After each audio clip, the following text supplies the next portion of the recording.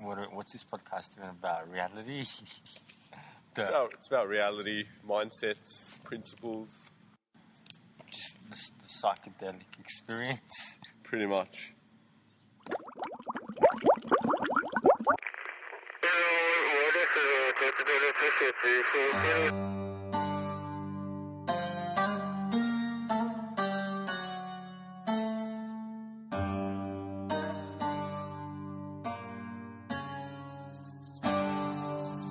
A lot of arguments that people make that are really extreme are no longer that relevant to our society.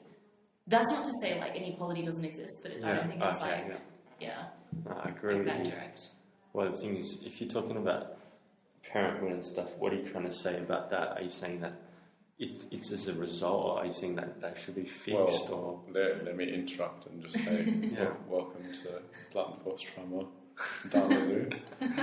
We have a very intelligent guest on our podcast today, so I'd like to talk a bit about feminism and women's issues and see an opposing or maybe opposing perspective. We can just pretend like the laptop's not even here. Yeah, I know. It's just pretty much recording what we're saying. Well, I don't know, we're going to talk about feminism, but I think from a female's view, what would you say politically? How would we categorize her opinions? Moderate? I don't know. I've never we'll have to find out. I don't know. How would you characterize my opinions? I actually think they're fairly moderate. Maybe. Yeah. Actually, I think they're fairly progressive. Yeah. But I don't think they're far-fetched. Yeah. I don't think they're that extreme. No, it's probably balanced. I'd hope so. Yeah. But obviously, people view their own opinions as being good. So, in terms of inequality and wage gap specifically, why do so many women they think they're not paid as much as men when from my perspective it is you're kind of getting paid for the work that you do or for what you're kind of agreeing to. I think there are probably different explanations. One explanation, which I think is wrong, is the blanket, people get paid less because they're female. So literally the idea that an employer will look at two people and be I'm just going to pay that person less because they're female. I think that is even if it happens, it's definitely not often. It's something that I think doesn't really happen that much. I mean, I think a part of it might be to do with promotion. So the idea that if you're female and you are very opinionated, you're considered aggressive or whatever. Whereas a male would be considered assertive, or because you're female, you might take more time off to go and pick up your kids from school or look after them when they're sick, and so you're viewed as not caring about your job as much, or not as career focused, which might be true. And I think the other aspect of it is almost self-selection. So I think I actually listened to a podcast, and it was talking about how a lot of female lawyers will self-select into corporate counsel, where the hours are less demanding, and that's because they value flexibility. And it's not that they do any less hours, it's more that they can go home, pick up their kids, and then do work from home. Yeah. But it just means that the marketplace currently values an ability to sort of stay at work for ages and ages and ages on more highly. Yeah. And so it's just a result of societal structures. So I definitely don't think it's most people don't like women and therefore oppress them. Yeah. It's more that just the current way that society is structured makes it just a little bit harder for women. Well, it's the information's lost when they look at it on such a large scale. That they'll look at it and be there's only this percentage of women in these CEO positions or something. Yeah. And the information's lost because it's not looking at things on a smaller individual level, like you said. Essentially, it's a commodity to have flexibility. Yeah, I agree. Yeah. That in itself is valuable to people. Yeah. I don't know, like, I mean, I feel like if the answer to it was like super easy, then it would have been solved already. Like, I don't think there's like you should do this and then like everything will be fine. But I agree, like a lot of the time people will say something like, oh, a female will only earn 70% of like the amount a man earns. So what's that even mean? Like, if you're talking about hourly wages, and as long as you're not in this like contract type of agreements where like you get like a specific amount to your own scenario, then you get the equal amount. Like if I worked at like a kitchen or something, we both get the same amount, like a man or a woman. Yeah. So like those cases are already like they're getting equal pay, aren't they? Like if you work out Macca's, you're gonna get the same wage. No, I think so. I think when you actually look at like the number of hours and the actual role, most of that wage gap is like gone. Yeah. So I think that like the issue is not really so much of like, oh, women are being paid less than men, like blanketly like that. I think the question is more like why? No, like why are less women in these roles? All right. Like, and I don't think it's necessarily like people actually empower men, like actively thinking, I hate women and want to oppress them. I think it's just like a natural result of societal structures. But that's not to say those structures shouldn't be changed, but it's definitely not the whole like, all of these people are oppressing us because they hate us kind of thing. Yeah. Well, what do you think about like, when questions like maternity leave and stuff like that come into play, like a lot of employers, you know, they'll rather, I guess generally speaking, they would rather hire a man than a woman that says, oh, well, I'm planning on having a baby or something. Like, do you think even like questions like that in an interview, is that discriminatory? I think that's highly inappropriate. I think to ask a female, are you planning on having a family? Simply because of the implication that it holds, right? Because in the past it has been like, oh, maybe I don't want to hire her because she might go away after a bit. I think that sort of question, especially in large companies, maybe like it's understandable, I guess, with smaller companies, like if you really, really need someone there and they're like the only person, it's not really, you can't really fault the employer of that small company and be like, no, hire that person. But I think, especially for large companies, it's very inappropriate to ask that question. But at the same time, that's like society putting the burden on corporates, which is not fair either. Yeah. I think in Sweden they have like 18 months of paid parental leave. That's just like a law. Yeah. And 6 months of that has to be taken by the father, otherwise you just lose it forever. So you'd obviously take it because it's like being paid for 6 months without having to go to work. I mean, like 18 months is shared between two, and at least 6 has to go to the father. I mean, it's still not like 50-50, but it's like a push towards making it less of a consideration for employers. Because I do think right now, like, you can say to all these employers and you can be like, you know, you have to put in all of these policies to make it fair. But at the end of the day, it's like the government pushing that responsibility onto the corporate world. When really, like, maybe they should have some policies to kind of address it. Yeah, exactly. So it's unfair, like, to say, oh, you can't ask those questions when they have to consider their business prospects. Yeah, that's true. Yeah. That's why I think, like, for smaller businesses, you can almost understand it, even though I think it's technically illegal, isn't it? I'm not 100% sure. You can't discriminate based on that. Family responsibilities. Yeah. Isn't that just a fact of the business? What do you mean? Like that's like in the law. I know, but why did they even create that law? Like it's like basically it's more so like there's a lot of cases where a female will say, "Oh, I'm pregnant," or you know, "I'm expecting to have a baby in 5 months," and then you know whatever, like the workplace might like start acting a bit dodgy and then bring up fake reasons and then dismiss them before that period. So they don't have to pay them for the maternity leave or whatever. And that's like, those are like, they're clear discrimination cases, but it's the thing about discrimination is it's really hard to prove. It's hard to prove why she was like let go and stuff, but... And then it's like, after all that's happened, it's like, well, the situation's already beyond repair. She's not going to like go back to that workplace that tried to screw her over. Yeah, I mean, like... I would agree with what you're saying. It's just, Like, 100% agree with it. There's nothing to argue about. I mean, I think you have a fair point, though. Like, the whole point of, like, but isn't there a clear business case? Like, it's just the idea that you have to pay them, and you really need somebody to work, but it's just an extra cost for you. And I think at the end of the day, it's a result of there being insufficient support from, like, society. But it might not be a direct...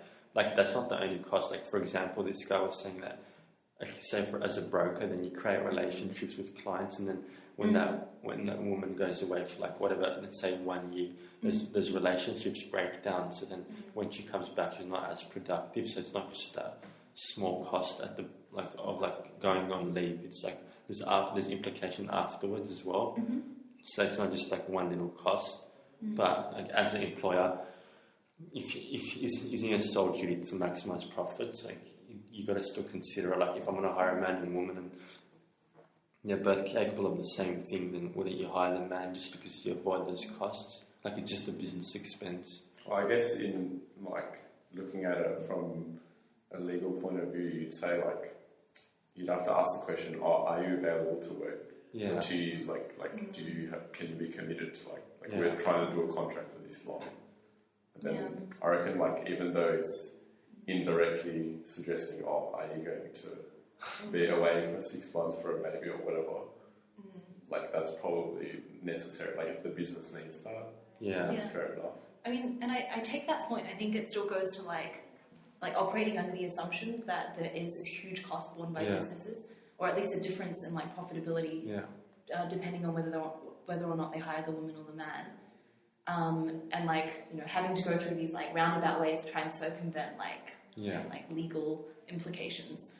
I mean, I feel like that's just a symptom. It's a symptom, like, if that's true, and just, like, operating under that assumption, that's just a symptom of, again, like, the law saying to businesses, okay, you have to not discriminate, but at the same time, those lawmakers aren't really helping in constructing a society that is conducive to that, because you're pushing that responsibility onto corporates. You're telling them to bear that cost, when really, like, I feel like the best way to try and support that anti-discrimination kind of, like, step is to also have policies that support women and men with their caregiving abilities.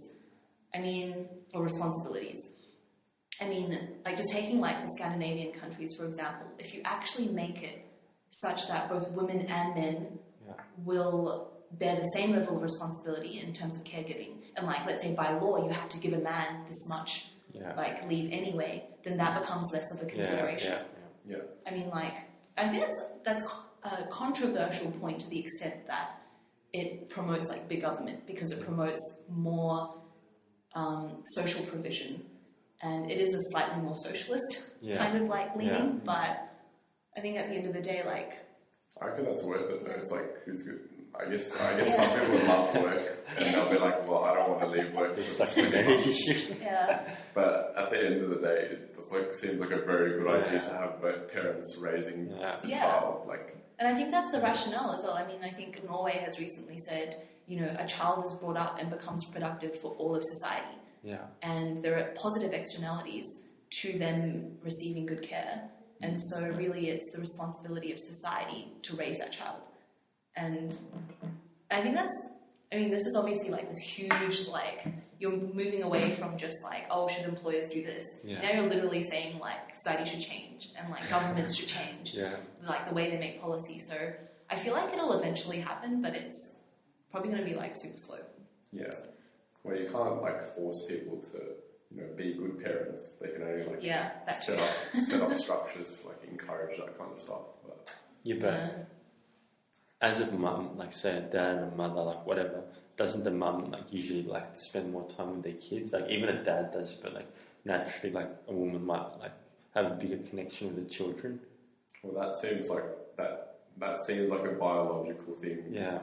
That's a really interesting point, actually, and I think a lot of people I know make that, like, point. They're like, but women enjoy spending time with their kids more, and, like, maybe women do, like, and I know my mum probably spent a lot more time with, like, me and my sister than my dad did.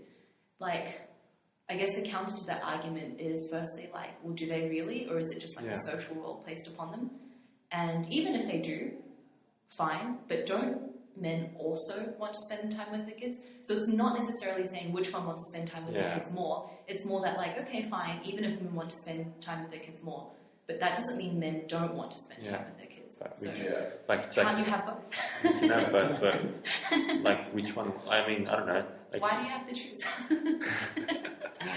which one can bear it more? Both parents. What? Like the thing is, I don't know. Like, why are we trying to like dismiss like biological things? Like if you're talking about like the extreme feminism is just trying to remove like biological things and saying like men and women are both equal. Like there's no difference between them. But how do we even know that? Like that's more far-fetched than saying that a woman has different like needs than a man. Like I definitely disagree with like women and men exactly the same. I don't think that's like, I mean, we're obviously different. It's like just biological. Like you can't, you know, you can't be like, you're exactly the same. I feel like a lot of that comes from like when women were first trying to break out of like, I guess the home or the kitchen or whatever and go into the corporate world. They played by like what I'll call like men's rules, and they would like dress up just like a man in like suits and whatever and like enter that corporate world. Now, I mean, you look at women, they can wear whatever they want, like high heels and like really nice dresses. I feel like that was more of just a mechanism of breaking into that world. But I think current feminism, or at least maybe a tenet of it, like doesn't necessarily assume that men and women are exactly the same. Yeah. It just means like, okay, we understand that there are like some differences, but let's not make overarching assumptions about, no, women just want to do this, or men just want to do that. Let's make it more about like, you know, you make your decision and like you have the opportunity to choose. Like I had like a friend whose girlfriend like just wanted to be, or his ex-girlfriend just wanted to be like a housewife. And I think like it's wrong to go up to someone and be like, you can't do that. Like if that's what they want to do in life, like who are you to tell them, no, you should go and like pursue a career or whatever. Because raising children is very valuable as well. But it's more that like you shouldn't have a society that makes it harder for a woman to try and pursue a career. That's all. But do you know anything about like the origin of high heels? Like, because it seems like it's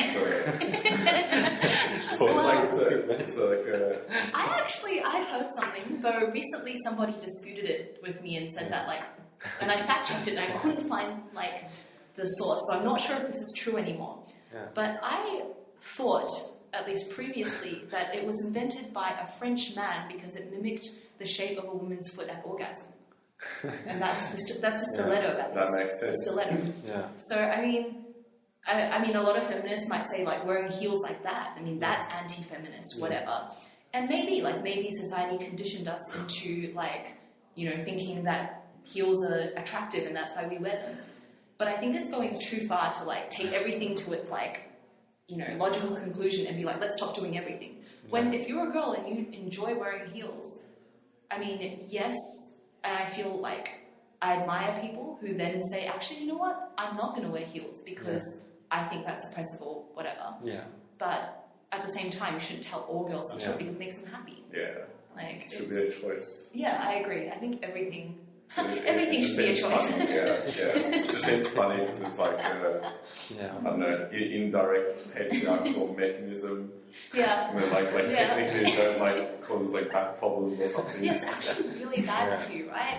But I don't know, I love heels. I mean, they're great. Is that origin thing actually true?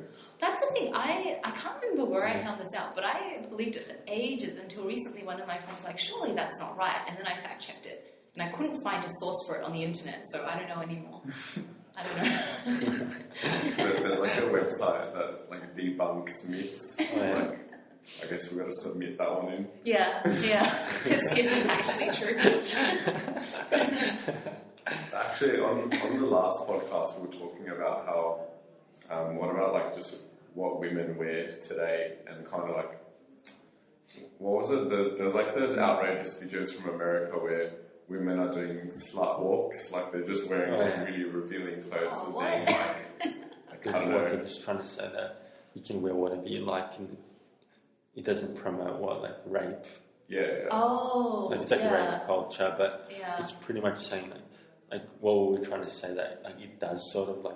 Well, I was just thinking that like it seems like all those kind of clothes is like I guess encouraged by the patriarchy to like it's all like feeding into like sex appeal and like selling things and like, you know, to like kind of please men. So like in their world, they're walking around and seeing like girls in very revealing clothes.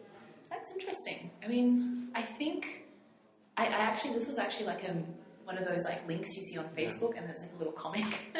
But it was a while ago, and I saw one that was like the difference between whether wearing a certain set of clothes is oppressive or not. And the difference is like, do you wear it because you feel like if you don't wear it, you're not attractive, in the sense that you feel like you're pressured to wear it, versus you wear it because it makes you feel confident, happy, and great. Because I mean, like, if you go to the other end, I know in like under communism in like Soviet Russia and communist China, like where everyone was like a comrade, women were not allowed to wear like revealing clothing at all, and it would be like super like straight cut, and it would be like, you know, super non-sexy. Yeah. And that is also the patriarchy. So I feel like it's like a fine line. Like if you're, you know, dressed a certain way, it is a very fine line, because you might feel sexy because, I don't know, magazines tell you that. But I do feel like it's too far to say, oh, you know, to judge someone for wearing something like that. You know, like if it makes them feel good, then I think the worst thing another female can do is then to like point at a girl and be like, oh, I can't believe she's dressed like that. She's dressed like a slut, blah, blah, blah. But to the point of like the supposed like slut walks, I get like the motivation behind them, and I think they're great, which is like when a female is dressed a certain way, and then, you know, upon judging like an attack and being like, oh, but like she was dressed like that. Yeah. I think that's absolutely stupid. Like, she could be walking around naked. Doesn't mean that you can like then go rape her. I mean, the fact that she's indecently like exposed, that's a different issue. Like, she can go to jail for that or whatever. The thing is, if she but if she was like dressed inappropriately or whatever, there's more guys that they're gonna hit on her, like, no matter what. Like, if she goes to a club, like say a girl goes to a club and you can, like, she's wearing like she's pushed the boobs up and stuff, like more guys are gonna approach her than another girl. So like the odds of something bad happening to her increase just because like a creep might like be, I don't know, more seduced to go towards her. So like it just absolutely. Like, I don't know, it's sort of like, but that's it's not a the result. girl's fault, It's right? not the girl's fault, but like the thing is, I don't know, there's still some responsibility. I must, like, it's like when you say that girls get pissed about what's about saying there's some responsibility. Like, I actually don't think there's any responsibility on the girl's part. Like, I mean, obviously there's a difference between saying like you should know that there is a higher probability if you are dressed like that. Yeah. True, that is true. Like, girls probably do know, but that shouldn't be the case, because there's a difference between like, actually a girl might have dressed up really, really well going into the club, hoping that guys hit on her. That's fine. You know, because there's a difference between a guy coming up to you and being like, hey, do you want to dance? Even saying something like, hey, do you want to come home with me? Yeah. Versus a guy saying that and then you saying, no, go away, and then the guy like not caring what you said. Yeah. Yeah. Right? Like, I mean, but most guys, like, there's like, for guys, it's like you've got to keep trying and you don't know the boundary. Like, people do know the boundary between yes and no, but some it's harder to like that causes like some problematic situation. Like, I guess that's kind of like a pickup artist view or whatever, but it's like you have to keep pushing. Even if they say no, but to a degree, like, the thing is, I mean, there's definitely a grey area, but I feel like in most cases, and like 99% of cases, it's pretty obvious that the girl doesn't want to sleep with you. Like, I mean, you can definitely like come up with examples of like, you thought it was like, the guy thought it was completely like consensual and like, or whatever, and then the girl the next day suddenly goes like, actually, I didn't want it. Yeah. And there's definitely going to be examples where like it might be a little bit grey, and maybe that's like a fault of there being like a more socially accepted kind of like, what is the boundary? Like, what do you say? And there's like not much consensus on that. But I think like on the issue of like being dressed up really revealing and whatever and going to a club, like 99% of the time it's pretty obvious if like, you know, you go up to a girl and she rejects you a few times, you're kind of like, okay, she probably doesn't want to sleep with me. Like, it's, I feel like most of the time it's not that big an issue. Yeah. That's true. I guess it shouldn't really escalate to a level of like you could like keep saying like more things to her, keep talking to her. And if she's still like, go away, What if the girl's like drunk and then it's like she doesn't even not capable of making rational decisions and it's like half. And then the it's guy, rape. what if the guy's drunk as well and then like they're both it's a battle between yes and no. Yeah. That is actually pretty interesting. I think I remember I can't remember if it was actually like criminal law class or like in high school. Like a teacher told us this, but it was basically like if you're drunk you cannot give consent. Oh yeah. But it has to, I think in criminal law someone told me like it has to be quite like you can't just have had like 2 drinks. It's got to be like a reasonable person must have been able to like look at you and be like, yeah, she's pretty off her face. But at the same time, being drunk doesn't excuse you. So you could be blind drunk and don't remember anything, but it's not an excuse. It's like drink driving. Yeah. But I do agree, like with this consent thing, sometimes is an issue. Like I was like reading an article, and it was about how I didn't fact check this, but it was about how like I think in Australia, if you're like a 15-year-old and you sleep with a 14-year-old, and like the parents like find out or whatever, you could be on the sex registry for like the rest of your life, even if it was consensual, because the younger person wasn't allowed to give consent. Yeah, those things are screwed up. Yeah, those like. I think that's just stupid when if it's like under 18, then like they're just being like kids. And and if it's both consensual, right? Yeah. It's. I mean, obviously it's different if like it was non-consensual, but. Yeah. How funny if you're going to put that in a police report when you're applying for a job. Yeah, you're like literally listed in like it's the like sex registry. I slept with my girlfriend that was 1 year younger than me, and just because of her age, like that's so stupid. I'm a sex offender. But what we're trying to say, it's like it's so black. I mean, it's so grey. Like I still can't get the exact what we're trying to get down to. Like this entire thing's like.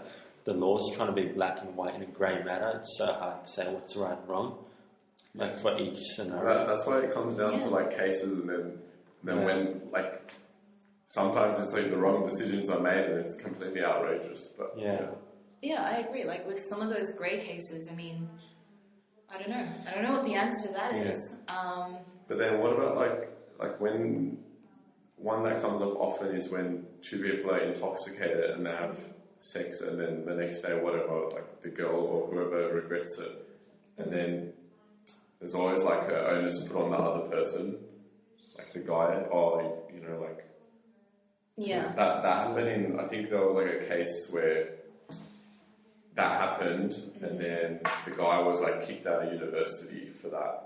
Okay. Isn't that Joe Rogan's podcast? Yeah.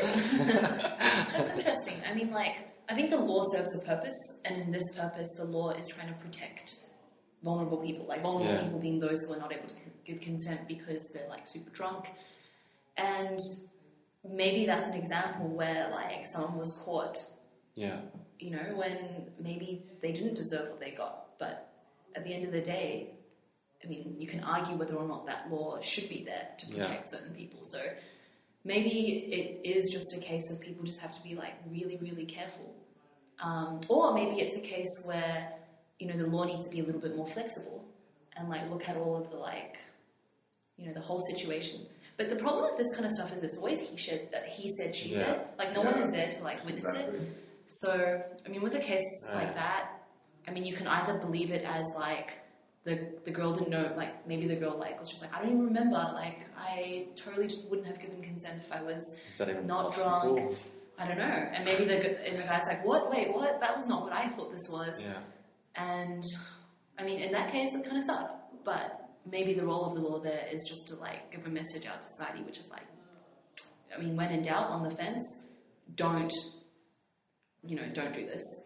Like, I don't know if you guys have seen that, like, UK, like, comic thing about consent, like, and they use, like, tea as, like, an example. That's it. So one of the examples is, like, okay, so think of it as, like, drinking tea. If you invite someone over to your place and you're like, would you like a cup of tea? And they're like, no, don't make them drink tea. Yeah. And, like, if they're like, yes, I would love a cup of tea, and you spend all the time making the tea, and then they're like, actually, I don't want to drink it, you still can't make them drink the tea. Yeah. And let's say they really, really want this tea, and you make this tea, and you bring it to them, but they've fallen asleep. Don't try and pour the tea down their throat. And it's kind of like, okay. Might wake them up. So I guess in that sort of situation, it's just kind of like, okay, if they're pretty drunk, just assume they're not giving you consent and be safe. Yeah, that's fair enough. But yeah. What was it? This topic's too great. Let's get to another topic. So each scenario is different. I don't know. Yeah, it's I like think this is everyone's pretty right. great. I think like just like the law shouldn't meddle too much in people's lives to the extent that like they're criminalizing bad decisions. It's like when people are like grown adults, and as long as it's like not like overtly aggressive behavior, then like I feel like it's a bad decision. Like take it on as an adult and like fix your own problems. You know. I think that was one of the issues I think they brought up in criminal law class, which is like, you know, there's a fine line between persuasion and like rape, and I don't know. That is. Isn't there a thick line between that? Rapes? Like well, who rapes? Like, well, I think it's kind of like the grey situation where the guy's like, you know, like trying to persuade the girl, and then the next day the girl's like, I was scared because he was like super persistent, and the guy's like, what? I thought I was just being like really persuasive, and I don't know. If someone's trying to rape you, why don't you run away? As long as you don't think the guy's going to kill you. I think it's pretty rare. I actually think it's pretty rare where you're like walking down like an alleyway and some guy like goes like, stick with me or whatever. I think it's like, actually I'm not sure if this is true, but I heard somewhere that like most cases actually involve someone, you know, like maybe a boyfriend or like an ex-boyfriend or a friend. So, I don't know. Yeah, this is a very grey area. It was a funny thing, like this guy is just like, I don't know, like red pill philosophies, but he's more like he hates feminism, like the extreme type. But he was saying he was an Uber driver and like he picked up these girls and they were drunk, and the girl in the passenger seat at the front's putting her hand on his lap and like he's saying no, and then like she's still doing it like twice or three times, and he's saying that's like sexual assault, but like it doesn't mean anything for a guy, because like if a guy says that a girl assaulted her sexually, like, they'll just laugh. But I think that's a problem with like the law and maybe society, which is like it doesn't go the other way. I feel like that if the law started considering that sort of action from a girl, like indecent assault, then it would be a lot more fair. And I think that should be indecent assault. If the taxi driver is kind of like, no, and you're basically harassing him, that's not right. Like. But you're right, like I guess like to your point where it's kind of like, oh, a lot of guys will laugh. But maybe that's in a context where, I mean, this is going to sound very like, I don't know, feministy, but it's in a context where women have tended to be disenfranchised. So it's in a context when men have made those actions, women often may feel scared. Whereas when it's reversed, because men have not been that group that have been supposedly victimized, then that's why men laugh it off, because they're like, whatever, nothing's going to happen to me because this is just like her flirting or whatever. It's like you get scared if you're a skinny guy and she's like a bodybuilder. Can I put this funny video on YouTube? It's like you got to see it, but it's like that they swap the roles around, so like men are like women and women are like men, in the sense that who's got the power in society, and like these women are full catcalling this man that's walking down the street, and like you just got to watch the video. They try to find that.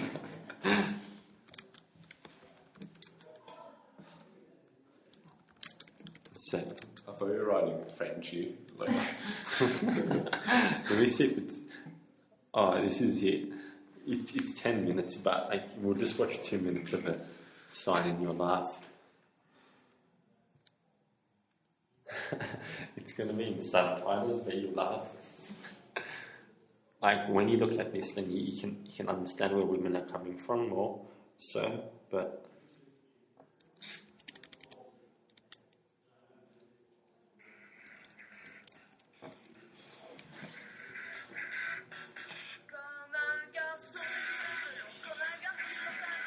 Is this it? What the hell?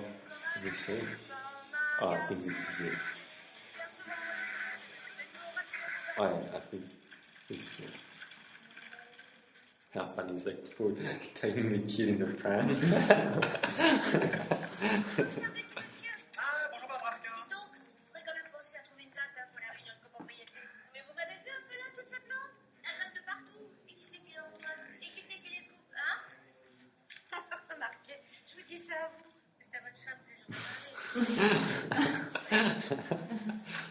Just keep watching you crap up.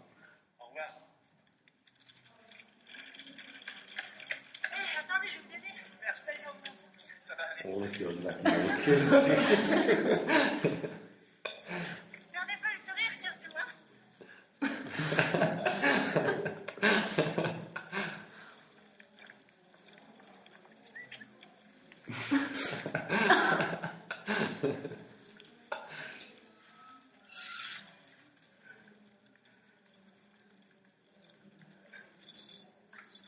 Bonjour tout ça.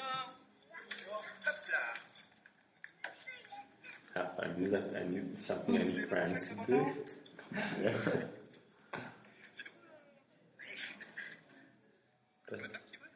That's a guy. Before making him cover up, like I think she's Muslim. Well, I'll skip it a bit to the funny part. One sec.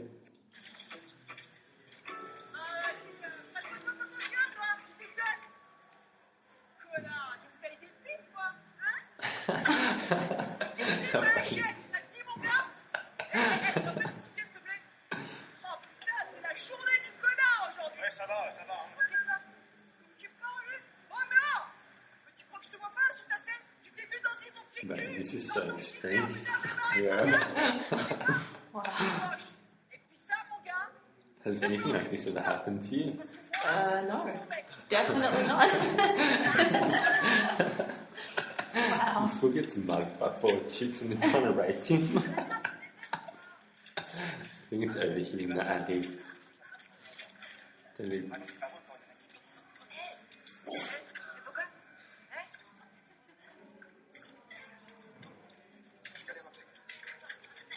She's still getting scared. And he's getting scared. Y a un problème? Ouais, il aime pas les non, j'aime qu'on me foute la paix. Laisse tomber, c'est un cadeau. Anyway, you get the point. It's just more universal. This is awesome though. Trust the French to make something Yeah, like man. this. Yeah. I don't know, it just gets you thinking, like, just swapping the roles and stuff. But that's probably so extreme, but like, probably every girl's felt like a bit like that. Yeah, I guess it's one of those videos that like are pretty extreme to kind of illustrate the point. Yeah. But yeah, that's an interesting video. I might go watch it later. Yeah. It'd be a good project to make Yeah. Yeah. if you're making that. But I think, you know, like, I guess it's mostly in America when Yeah. girls are protesting against, like, Oh, yeah. cat calls and guys picking them up and, like, Yeah. I don't know, just, like, stuff like that. But it's, I feel like it's just, like, at the end of the day, like, the guys just want relationships or whatever. Yeah. It's like you can't judge the guy as well, just because, Oh, yeah. Well, Yeah. the guy's not getting rejected, and the girl's not getting rejected. Like, the guy is the one that has to initiate, so he's the one that, like, has to go up to girls, and it's not like the girl just has to say yes or no. Like, the guy has to put himself out there to get rejected and Yeah. humiliated. I mean, I feel like there's like kind of 2 points to that. Like one is like with the whole protesting against like whatever. I don't think it's necessarily protesting against the action. It's more protesting against like the disrespect. Yeah. So it's more like you're not protesting against like the friendly person who does not make you feel like uncomfortable at all, Yeah. being persistent, being like, come on a date with me, you Yeah. look pretty or whatever. You're protesting against the literally walking down the street, like kind of, I guess, Oh, an yeah. extreme situation like that where Yeah. people are just like calling out at you and you're clearly uncomfortable, like you're Yeah. clearly like scared or whatever, but they don't care. Yeah. I think it's more like that kind of I guess situation. like in a tasteful manner that it's different. Yeah, so it's, and I guess it's hard because it's kind of like, you know, maybe the test is how the person feels, and sometimes it's hard to know how they feel. But in situations where it's obvious she's like scared, then it's a bit different to like, you know, when you're at a party and you've just met someone. Even we know people that, like, for example, like when a girl walks past, they'll stare at them, but that's like socially dysfunctional people. Like, that's like, it's like saying those people are like the 5% of people that don't have that social like understanding to like act normal around like girls, but like 95% of people don't do that. Like, I mean, isn't that fair? Like, to say that? Like, Yeah, I would agree. I'd agree. Like most men are not shit. No, I mean, like, if the girl feels uncomfortable, most men wouldn't do that. Like, yeah, like just, if she's obviously like uncomfortable, you're not going to keep on like staring. But yeah, you're right. Like I think it's definitely the minority. Like it's not like, especially that kind of situation. Yeah, that's definitely the minority. Like they've made a video. Have you seen it? It's that girl's walking in New York for like 12 hours, and guys are coming up to her and catcalling, but they completely edited the video to make it look much worse than it was. Like most people don't even do that, but then they tried to say that like most guys do that, and like they catcall, and like it was just a day in the life of one woman in New York. But that's interesting. I feel like, I mean, I think you're right. Like it's definitely not most guys. Like most guys I know are great. Like I feel like maybe the purpose of that video was more like, you know, as a guy you'd watch it and be like, of course you wouldn't do that, and to I guess foster that kind of like reaction. And so that if you ever do see someone do that, you know, society then looks at that and goes, what the hell, that's like not okay. And I guess that's what it's trying to display. But like I agree, like not all guys are like that. Yeah, but rape culture and all of that's trying to say that most guys are like that. Because it's like they're trying to say that rape, like America or whatever Western culture does condemn rape, like no one's going to say it's normal, whereas they're trying to say that like most men can get away with that. I don't think it's most men. I think it's more that we're obviously a lot better off in a lot of countries. Yeah. Like we're definitely better off than we were like 50 years ago. Yeah. I think it's more the idea that there's still more to do. Yeah. And I don't think rape culture is the whole idea that like, you know, all men are like think rape is okay, or even most, you know, or even like a really large proportion. Yeah. I think it's more nuanced now, because like I think literally every guy you walk up to on the street and be like, is rape okay? They're gonna be like, what the hell? Of course not. Like what is that even? Like why would you ask me this? I think it's more like it's once you ask them situations and be like, would you consider this okay? It's always in the grey area, and I think the push is more towards. Give us an example. Yeah, let me try and think of an example.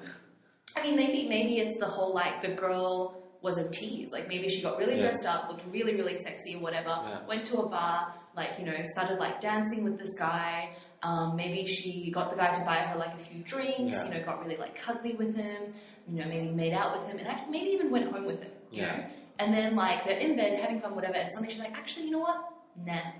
Oh yeah. Fine. Like maybe like from the guy's perspective, you're kind of like, what the fuck? That's like kind of shitty. But that's still not okay for you to be like, no, like I want to continue on with this. Like if she can withdraw her consent at whatever point, doesn't stop her from being a bit of a bitch. Because fine, you've like, you know, led somebody on and you're like, you know what? No. But she has the right to do that. And I think it's that kind of situation that rape culture is trying to like address. Because let's say she's in that situation and suddenly like literally, you know, right in the middle of it, she's like, I want to go now. And then the guy doesn't let her. That is rape. And I think a jury, like from a very broad sense, people judging that situation might think, yeah, but like she wanted it, she deserved it or whatever. That I think is what rape culture is trying to address. Because she definitely had the right to leave whenever she wanted to. I would agree with you there, but sometimes that happens and like you might try to make the girl feel comfortable and then it continues, but like, do you know of anyone that's been in that situation that said no and then they're held against their will? Like, no, I don't know anyone, or at least no one has shared that with me. But I guess I can conceive of that kind of situation. I feel like those are kind of the grey situations that people kind of like discuss, and they're you know, how much responsibility did she have and whatever. And I think the push is more for like, you know, all people have to accept that, you know, if we want to counter rape culture, the girl should be able to withdraw consent. And you're right, like it's a little bit grey, because what if he's like, oh, come on, blah, blah, blah, you know, I'll fix you another drink. And that becomes a pretty fine line, right? You know, then she might say something like, oh, you know, I said no, but then he wouldn't let me go. And from the guy's perspective, you're thinking, oh, maybe she's uncomfortable, let me make her more comfortable. Then that's sort of the grey area. And I mean, in the situation that you can conceive of where it's like really, really grey, I don't know about that. But I definitely... What about their intentions, I guess? And I think like with the actual like law, I actually don't remember what the test is, but I think like if the girl thinks it was rape and did not give consent, and a reasonable person should have like seen that. Is that right? Sounds about right. That sounds about right. I don't remember. It was a long time ago. But Yeah. It's a rape. I think you can definitely conceive of situations where it's like perfectly grey and you can't make a call. But I think in terms of this whole like rape culture idea, it's definitely leaning towards the whole like, you know, maybe she wanted it at one point, but then she didn't. Like, and I don't think these people are actually addressing the situation where it's like perfectly grey. I think it's more the went home with a guy and then decided to like, you know, go. And then you've got like a courtroom, and I'm imagining this whole like Law and Order SVU situation now where, you know, the prosecutor, or no, the defense attorney, sorry, would be saying something like, well, then why did you go home with him? Yeah. Like, and you're kind of like, that's not relevant. Like, well, I guess it is relevant. People can make choices. Yeah, exactly. So it's that kind of situation I think it's addressing. There was this scenario on Facebook, like there's this guy, like he invited us to his party, and like his girlfriend, it was his girlfriend's birthday, and like she was in bed, and then this guy doesn't, like these guys are all in like my class, like different school, and then the girlfriend's sleeping in the bed, and he's sleeping in the bed, and they're both drunk, and this guy comes like from the party, like, and then he goes upstairs into the room, and he thinks the girl's sort of sleeping, and he's trying to like, I don't know, sexually assault her, I guess, because like, I don't know what he's doing, and she woke up and she's screaming, and he ran away, and he came back and tried to pretend like nothing happened, but like she wrote a big status on Facebook, but that's like rape, but it's like, those grey areas that you were talking about, isn't that just a bad mistake? Like, wait, how is that a grey area? That's no, that's rape. Okay, I think that's rape. Sorry. I'm saying the grey areas that you're talking about, no one's probably being psychologically damaged from that. Like, it's like what Tyler said, just a bad mistake. Like, I mean, not I even feel bad. Like, it's not like the dignity's not gone. Probably it's not like they'll like violated. Like that girl's like clearly violated. But isn't that those grey areas? It's so hard to say what the intentions were. I don't know. Those people that you're talking about, they're probably going to get, if they're actually doing rape, like, they're probably going to get caught one sooner or later. Like, I think just to be clear, like I agree, you can definitely engineer these sorts of situations. Not engineer, I guess, come up with these sorts of situations where you're right. It's like really great. Yeah. Like the point where, you know, the guy genuinely was just like, oh, I just, you know, was like, oh, why don't you stay, have a drink? Yeah. But I honestly don't think that those are the grey areas that are sort of in contention. Yeah. I mean, courts definitely probably have those issues to consider. Yeah. And I feel like the purpose of making a decision there is more sending a message to society about what is acceptable, what's not. Trying to find the line in that grey area. But I think in terms of the debate that exists around rape culture, it's not really addressing the like perfect grey situation where everyone's kind of like, ooh. I think it's more addressing a situation closer to the, like, oh, she definitely wanted it at one point, but then definitely said no at another point. But then society will judge her, or other guys will judge her, or her peers will judge her for saying no because they thought, well, clearly you wanted it, why did you change your mind? I think that's more of the situation is trying to...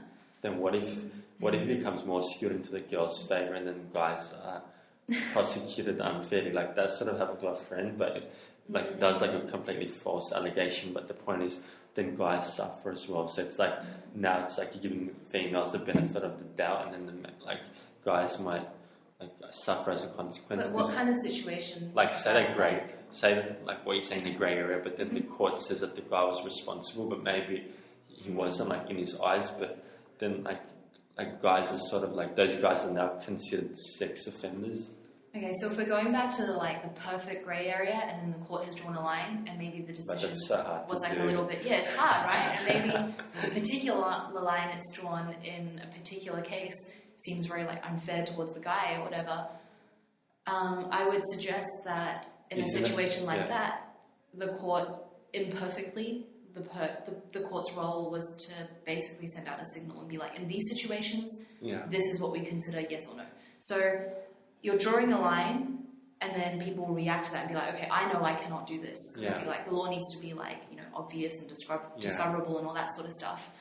But I still think like in those perfect grey situations, as long as the courts can draw a line consistently somewhere, even if it goes towards the girl a little bit, like we're not going that far out of the grey area to the point where, you know, all guys are going to be like prosecuted whenever a girl says this happened. Well, I just think like the sex offenders list and stuff like that's like quite serious to end up on that. It is, I agree. There should kind of be a distinction where, you know, if it's so close, like the sentencing should take that into account. And like, you know, give them an individual penalty if it calls for it. Yeah, Like, I agree. something as like damaging and permanent, it doesn't like warrant that. Yeah, I don't really know how that works, like whether or not you are forever on this like list or whatever. But no, I agree. There should definitely be flexibility in the law to take into conversation the perfect grey situation. But I don't know. Yeah, Yeah. I was going to ask you about that women's conference. Did you end up attending? Oh, I did.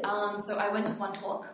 It was by this American lady, Anne-Marie Slaughter, and she actually talked about this whole idea of care that we sort of were talking about before, and how society now doesn't value care as much. So her entire sort of like, I guess, thesis is that like women from the 50s onwards had now entered into the workforce and they've been able to like, you know, gain their economic freedom and whatever.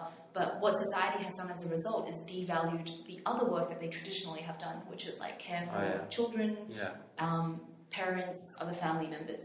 And she thinks that society as a whole needs to value that sort of activity more. And she speaks in the context of America, where they don't even have like maternity leave like at all. Oh, okay. So it's really like pertinent for them, slightly less so for us, but like still I think somewhat pertinent, which is that if you have social policies which make it very easy for both parents to both have a career and look after children, then society is better off as a whole. So she like looks at all of these like Scandinavian examples, and she also makes the point that like, you know, equality for women also obviously means equality for men. So the whole idea that like if you're a dad and you decide to stay at home and look after your kids, like your friends and like your co-workers shouldn't see that as being like a bad thing or a weak thing. It should be a great thing. It should be like, wow, you know, what a great dad. Like, good for you. It should be as normal for a man as it is for a woman, and it should be a choice. Yeah, like it's a really poor like cultural mindset that people are in now, I think, and like just like for example, the idea of like working so hard, like corporations expecting people to like be on call or work from 7 in the morning to 7 at night. Yeah. I think that's just ridiculous. Like, they should be like doing like 4-day weeks. But that's because someone's willing to. That's because someone's willing to do that. So then all the competitive people, they have to do that. Yeah, exactly. Like, but you don't have to do that. But like to be the best, you need to match that. Well, like someone's dedicating their entire life to it. So it's like, if you want to compare with that guy, now you have to match that. So like, that's not the company's fault, is it? Like that's just like. But that's I'm saying like it's a whole like cultural thing in our like work culture and stuff. And like I don't know exactly how it would change, but it's like look how many like problems like stress and depression. If it wasn't for that, how do you know? Like we'd be living the life we live now, like technology. I mean, like this was a podcast I listened to like a while ago, not this like talk, but one of the suggestions was, and these are just like random suggestions. One of the suggestions was, oh, should childcare just be longer? Like, should schools literally go from like 8 a.m. to like 6 p.m.? Yeah. You know, should society take, you know, the brunt of like looking after kids more? And the other like suggestion was like, maybe companies just need to innovate. Like if, actually this goes towards the having all of these like policies, making companies like treat women the same as men. Yeah. Like maybe they just need to innovate and provide working arrangements that are super flexible. So the idea that like both men and women can work flexibly, the same number of hours and the same number of being on call, but just physically not having to be there. Like, so the idea that like, if you actually right now are not on call, go home, like look after your kids or whatever, and then at night do your work. Yeah. And doing the same amount of work, but with a better like flexible work arrangement. I don't know, I think like these things will slowly change. But I agree with like the idea that you shouldn't just think, oh, these things will slowly change and therefore I'll just wait for them to change. People should still take action. Yeah. But I think it will become better. What else did that meeting talk about, seminar? The talk, it was actually only like a 1 hour talk, so it was mainly surrounding the whole idea of like how care is being devalued and how, as a society, we need to just value care more. We need to like professionalize care workers with the industry so that, you know, they're paid better. And like teachers. And teachers. They didn't specifically talk about teachers, but it's the whole idea that, like, you know, these professions need more respect. Because we don't value them as much.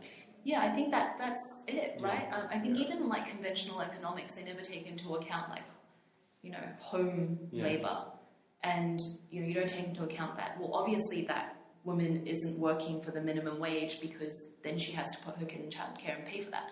So for working 8 hours a day, she's earning an extra $10 or something. And a lot of like, I guess, conventional economics don't take that into account. And so it's that kind of idea. But do you mean like, you're saying like we don't value as much, but if a man and woman get divorced, the woman still gets half. Like, does that have anything to do with it? I didn't think so. Sorry, what do you mean by that? I just mean like society still value. What do you mean? Like, isn't carers like if you're a stay-at-home mum? Does that have anything to do with what? Oh, I think I see what you're saying. Like, I think the law does sometimes care about that. So the idea that like you gave up your career to look after the kids, so now the man's like super successful. You get divorced and you get half his like money or whatever. I think that is one way that the legal system has valued your care, because they've realized that you played the supporting role, and the only reason your husband could have done this is because like you took care of all the other stuff.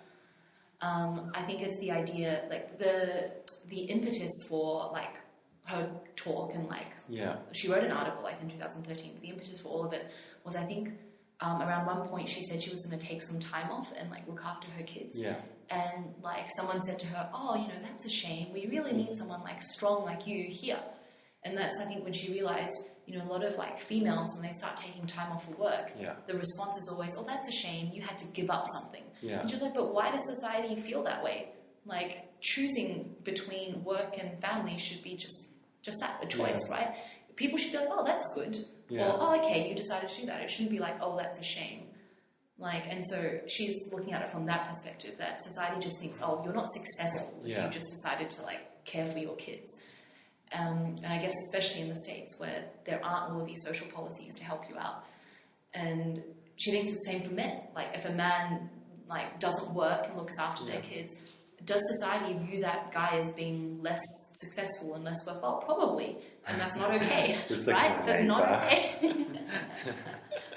But don't females, won't females more think that than men? Because like, if you're a man and your wife took time off work to be a stay-at-home mum, you'll be happy. Like, it wouldn't be a bad thing. But like, maybe like women only say that to each other. Maybe, and if women are the ones who feel that way, then that's also wrong, right? If women are the ones who are like, oh, he's just a stay-at-home dad, then that's definitely wrong. I mean, like, say, like a woman that's like orientated towards work, and another woman, like her friend that works, like goes, like wants to become a stay-at-home mum, like that woman would probably like give her more hate. I see. I think she did address that, not in the seminar, but I think in like a previous article, which is often that is true. Often women will be more condescending because they'll be like, you know, and actually it's because they think that that woman is failing feminism or whatever. They'll be like, what do you mean you've decided to stay at home? Like, you know, you're not doing anything for the cause. And again, that's not okay, because it's kind of like, but she's chosen to care for someone that's valuable. And whether or not men feel that way, I don't know. Like, do they only not care because they think, great, women are the caregivers anyway? Like, I mean, I feel like that's a different kind of like story, but you'll just be happy that your kid's being taken care of by the mother, like. Yeah, which is, again, like, is that a great, there's another caregiver, my partner, who's looking after the kids, or is that the mindset of, oh, good, my wife, who should be the caregiver, has done this? I think that's two different mindsets. Isn't it more like biological, like you feel safe that like someone that actually cares about your kids is taking care of them instead of some random teenager who, you know what I mean? Yeah, true, but what about the man? Don't you care about your kids? If the situation is the other way, where like the female is, you know, say a CEO, for example, and the guy's just like, I don't know, mechanic or something, and like, you know, if she's like, look, I'm not going to quit, like taking over, I'm not going to quit leading this company, and then like, I don't know. I guess personally, I'd be like, all right, well, there's no choice. Like, you got to raise the kids. Yeah, I think that's the right attitude to have, right? Like, as the parents, you have a conversation. You're like, so who's the better provider, and who should look after the kids? Like, and it should just be a decision between the two people. Where it's a combination of who makes more money and like who wants to be at home more. It's just, like a lot of this stuff is like, I guess, up to them to decide in the individual situation. Yeah. Well, with this man and woman thing, we were just on Joe Rogan's podcast, and his friends got divorced ages ago, like 20 years ago, in the prime of his career. And he still has to pay his wife, like, is it alimony when they're paying like every like child support and stuff. Not even not that. sure what alimony is. What if you have no kids? What if you have no kids, but you still have to pay it every year? Is that maintenance? I don't know. That makes But sense. he's got to pay, like, in his prime of his career, he was making X amount of dollars, which he doesn't even make now, like, nowhere near. And he still has to pay, like, 20 years later. Oh, that's interesting. Yeah, I know. He's just saying how unfair is that. Like, the guy's going to go broke because he can't. And, like, the courts don't even care. They're like, that's what you're making then, so that's what you got to pay. I mean, I think that's a flaw in the system then, right? Maybe a percentage is good, like 50% or whatever. But why do you have to even pay him, like, forever? Like, it's like... This is interesting what you're saying about like the 50-50 split. Like, what about where, you know, situations where, for example, the wife really didn't support the career, like they it's had no all, kids and she was just lazing around. It's like those billionaire guys, like they're multi-millionaires, and like the wife came in a later stage of the marriage, and like the kids were already grown up and like they lived a comfortable life, like. I actually think in Australia, it's not like that. Yeah. I think in the States in some states there's a law where like if you've you've been married for 10 years, it's automatic, like 50-50, regardless. But I'm pretty sure in Australia they take into consideration like what you brought into the marriage. So if you already had like money, then like it's like that. And also you can always like you can have prenups and things like that. At the end of the day, they always say like it's better to agree between you because then you're going to reduce legal fees and like all court battles and stuff like that. But it's like it's a really strange time because it's like you hate each other because you're having a divorce, but you need to like agree to like split the assets in what you think is fair. But then obviously that's not going to be. Yeah, you're not going to have the same views. But if you guys are rich, would you make a prenup? Oh, I don't know. I mean... It's like poisoning your relationship before it even takes off. No, but see, then that's like another cultural thing where like people will think like that, but then in reality, it's like it's just like a logical thing to say. I don't know. Yeah. Like we're signing a prenup because like what was it? I heard something like we're signing it because like it's never going to happen, so it doesn't like matter. It's like taking care of the situation. It's a funny scenario. This rich guy, like I think he was a billionaire, like he got married to this woman, and like she was like 60 and she was like 40, and then he transferred the documents to like overseas, so like he made a prenup without even knowing. And like 20 years later, she's trying to get a divorce, and like she can't even take anything, but like he was so rich. But yeah, it's a funny thing. I don't know, I think with the prenup, like, I feel like if the other person, like, at least me personally, if they're, like, super against it and they think it, like, poisons the relationship or whatever, I'd probably be like, okay, let's not have one. And if the other person was like, I really want a prenup, not because of you, just because, like, it's just a thing you have, I'd probably be like, okay. To be honest, I feel like if I wanted to marry someone, I probably would trust them enough regardless of whether or not we had a prenup. Like, to me, I don't really care too much. Well, the thing is, with my dad and mum, like my dad wanted to move at one time, like, and then my mum didn't, but like my mum's like, it's like they'll hold each other hostage, like, oh, if you sell this, then I want to buy a unit here, and you can buy a house here. So it's still like, I mean, it's still do it just because like it's leveraged to use someone against you if they have like access to all your wealth. Like they're using you and trying to manipulate you, like even if they have the best intentions, but at a time like that, who knows how people think. Yeah. But if we want to do a prenup, you wouldn't even tell your wife. We'll just do it. So you just put it. Both of you to agree. How did that guy do it? He's sending up the paperwork to another country and doing it, that rich guy. Wait, wouldn't the wife had to have signed it, or did she maybe not know what she was signing? Maybe she was so drunk and like it was like I don't know. She probably signed it, but yeah, I don't know. She probably wouldn't read the document. Just sign this. We're getting a loan.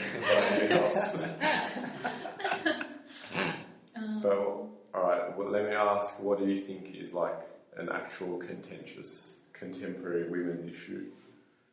Oh wow. I mean, I think abortion is probably one of the most contentious ones. What does that even mean? Like, what kind of words are you using? I would Explain what. like. What do you think is a like modern issue that people are like split on? Yeah, like people like argue about, have different opinions. All right. Yeah. So what? Yeah, actually, we were talking about this before. How like I think you said that you need to separate like the moral opinion from the legal view. Yeah, so I think like a lot of the arguments talk about like, oh, but what if, actually I listened to part of the last podcast you guys had and it was like, oh, you know, what if this happened? What if that happened? Like sometimes, you know, the father should have the say. And I absolutely agree. Like I feel like there are situations where both parents probably need to have a conversation. But I don't think that's the role of the law. Like it's not up to the law to then be like, oh, let's make abortion illegal then except in X cases. Yeah. I think it's still best to have no law in that area, in the sense that abortion is legal. Oh yeah. So I'm a supporter of having legalized abortion, and it's interesting because I actually read an article that almost changed my mind a little bit, but then I didn't change my mind.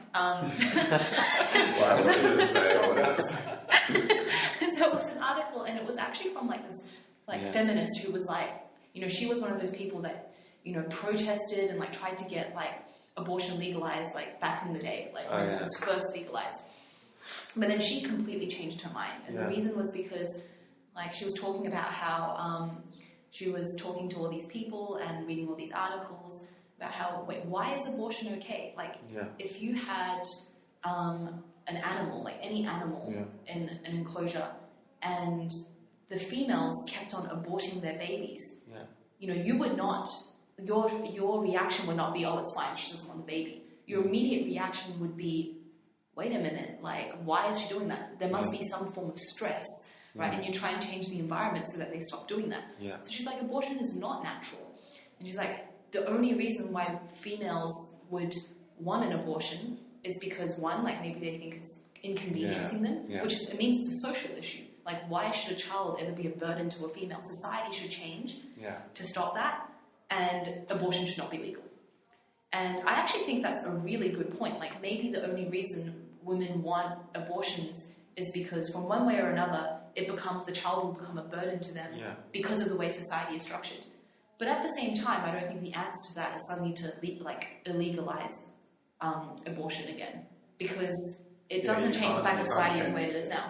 Exactly. You need to target the real issue then, in that sense. Yeah. We've already got 7 billion people. We don't need any more kids. There was one guy in an interview that was saying like he straight away got like a vasectomy to like. I don't make the video of Cowspiracy. Oh yeah. He's like because he straight away got a vasectomy like in his 20s because like he decided he's not going to have kids because like the population is too big. Not ethical. Like he's like it's not ethical for people to have children now. It's like other people. He's just saying because those guys are vegetarians because they said eating meat's like devastating to the earth because like we can't even like maintain that amount of production, but now it's even getting worse. And the only solution was like being a vegetarian, but then having kids is one of the issues, like one of the problems that's causing that. So like why would he ethically have? Why would he have kids? Like it makes no logical sense. Like he's completely emotional. That's very interesting. I actually have a friend and she's like, I don't want kids, but if I ever had kids, I'd probably adopt. Oh yeah. And I was like, yeah, okay, it's fair. What if you adopt but you don't have the same emotional connection? Well, that's the thing. It's like you never know when the baby comes. Like if it's from you, then it might be completely different. Yeah, there really is like a biological connection. Well, does anyone like to find out? Well, have one adopted kid and one natural. Well, you could have one adopt, like 2 adopt. If you wanted 3 kids and adopt 2 and have 1 natural. So like Angelina Jolie. Yeah. then that could indirectly cause like trauma on the other two because like you're favouring one of them. Like, I don't know. Yeah, I think like you gotta adopt if you're like ready to adopt. Is your friend gonna adopt? Well, she said that she didn't want kids, and I was like, oh really? And she's like, yeah, and if I ever do, I probably would adopt. Yeah, but if you don't want kids, people think there's something wrong with you. And that's actually, I think that's kind of annoying because I don't know. Like, I mean, I accept that one day I'll probably want kids, but I don't want kids. I don't even want to think about having kids. I feel like they're a burden. Yeah. It's like having so a brother or much, sister. so much to enjoy. Yeah, it's just like, bam, 18 years of your life gone. And honestly, at this rate, 25 of you, of your years gone. I wouldn't think of I'll think of it more like you'll be more like stressed out because you got to always worry about that kid. Like if you have a brother or sister, then you're worried, but it's not like they'll bring probably more happiness than not having kids, but it's more stress because then you can't focus on your career or whatever. Yeah, I think you've got to be ready to have kids. Yeah. And I'd say a lot of people probably do have the mindset which is like eventually probably have kids, but at this point in time, probably don't want kids. So it's like people that are trying to have kids in their 20s, like they'll get married at 20. It's like shaking your heads. Yeah, like they've just like seen that there's nothing really exciting ahead of them, and they're like, all right, I guess we'll just do the next step. Well, maybe they're not ambitious enough, and then they're just trying to get married, and then to get make this life a bit more exciting. Yeah. Or some people just really like kids. Yeah. Like really like kids. Yeah. I mean, like I've never been the kind of person. You know how you have like prams and they like have babies in them, and some people are always like, oh, that's so adorable. I've never found children adorable. I don't think guys. I find that strange when randoms come and do that. Oh, It's like, who are you? Stay away from my kids. Just because the kid can't say like get lost doesn't mean you can come up to them. I don't know.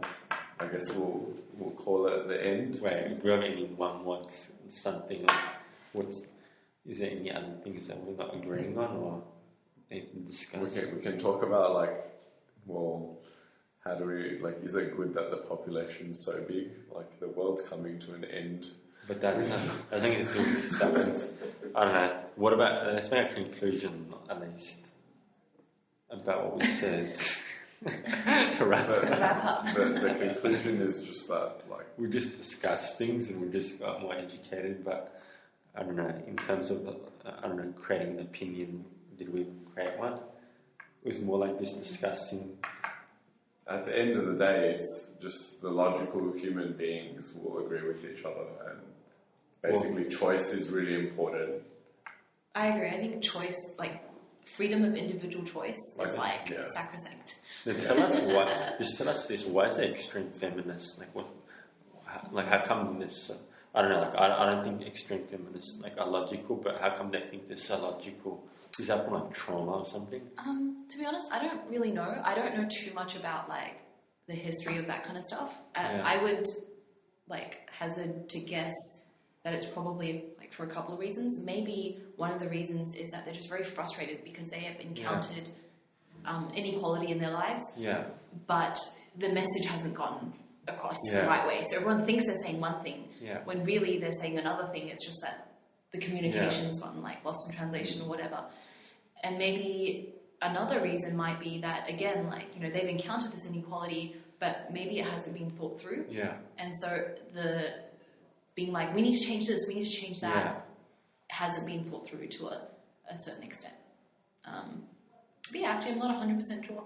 So maybe I should talk to a few more extreme feminists and pick their brains.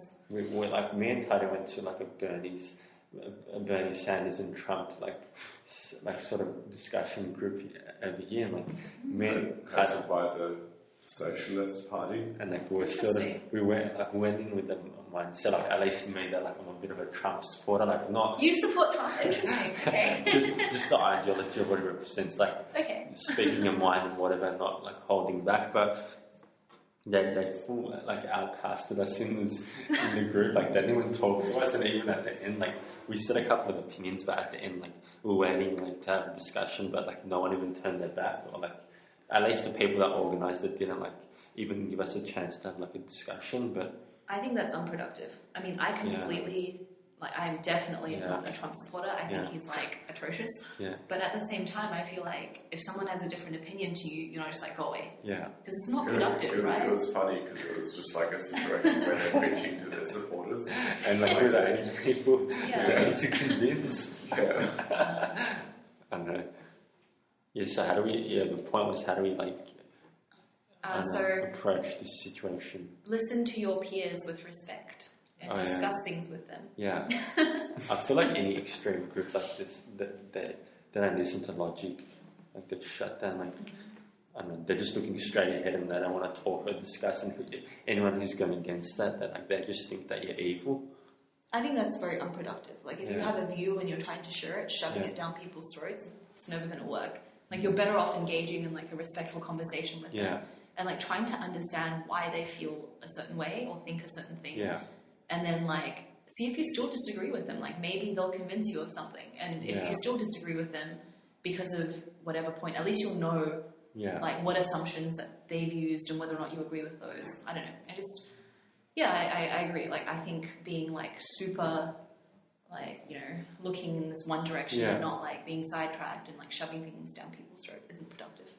Yeah. I guess that wraps it up. Yeah. All right. Thanks for joining us, Dana. That's all right. Coming up in the podcast in the future, extremist Muslims. That'll be an interesting